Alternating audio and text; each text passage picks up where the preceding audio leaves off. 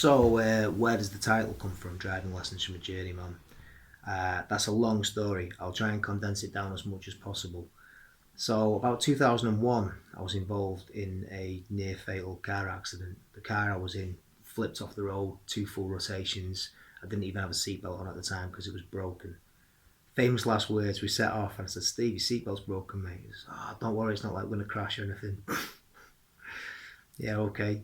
Um, so the accident itself was definitely not a good thing. However, what I derived in terms of experiential knowledge from that experience, from the near death thing, it put a lot of stuff in perspective sharply, and it gave me like an internal reference point.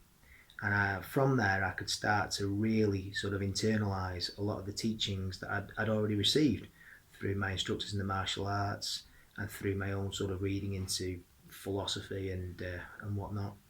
And there was a lot of stuff that had resonated with me, and I'd sort of, yeah, I like that, I understand that. And I did at the intellectual level.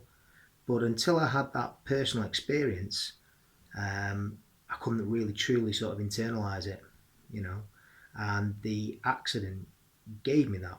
So it actually ended up being a massive positive because from there, from that experience, I was able to start to develop the cornerstones of an effective internal system, um, and something that allows me to cope with life, the universe, and everything, and also really sort of put into context a lot of the really excellent sort of teachings and advice that I'd already received. Now, before the accident as well, I had a massive, massive phobia of driving a car. And it turned out to be, it was a lot more than just about driving a car. It ran a lot deeper than that, in all honesty. It was more about feeling worthy enough and being able to trust myself to, in the most literal sense of the word, take the wheel and not screw it up to the nth degree and kill someone, which was, my main phobia, that I was incompetent, that I was a subhuman excuse of a person, and that if put in charge of a car, which is effectively a killing machine, that I'd screw it up, and I'd screw up so badly I'd end up killing someone, and I'd never be able to redeem myself. I'd never be able to come back from that personally. So I avoided it, and I avoided other situations as well in my life where I thought that might have been a possibility because I just didn't feel worthy enough. So we'll come back to that in more detail again at a later date. So that's the driving aspect for me. So the term journeyman, that's a term that's been knocking around in music circles for a long time and also in the fight game. So in musical circles, it's generally got a lot more of a positive slant on it. It's usually used to describe somebody that is a who leads that kind of a lifestyle because of the sheer love of it, above any other sort of ulterior motive, not money, not fame, just the love of the game. Yeah. And it's used to describe somebody that's been on the road a lot in a literal sense, well travelled, um, both physically and metaphorically speaking. And yeah, in that case, somebody that just loves what they do and loves treading that path and is in it for the sheer love of it and has been around the block, yeah, that definitely applies to me. Now, in the fight game, it has a slightly different connotation, much more derogatory. It's usually used to indicate somebody that's just turning up for a payday, a paid loser, basically a professional loser, yeah? And if you want to try and tag me with that, as some people rather unkindly have over the years, then go and jump, because you don't know anything about me, my personal circumstances, etc.